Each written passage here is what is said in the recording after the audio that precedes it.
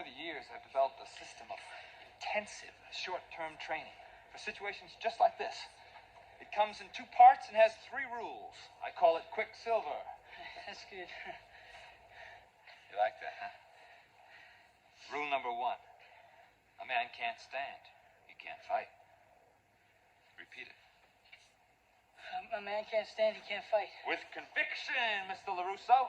A man can't stand, he can't fight. Come on over here. Hold the bag.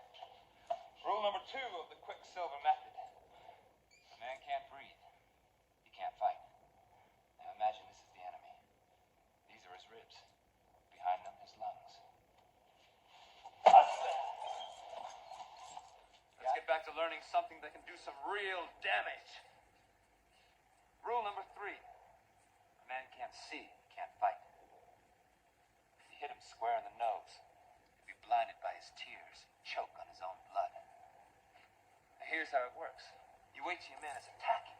And when he's close enough, aside! Yeah, but that would be face contact. That'd be disqualified. That doesn't help. He ran into your fist. Not your fault, right?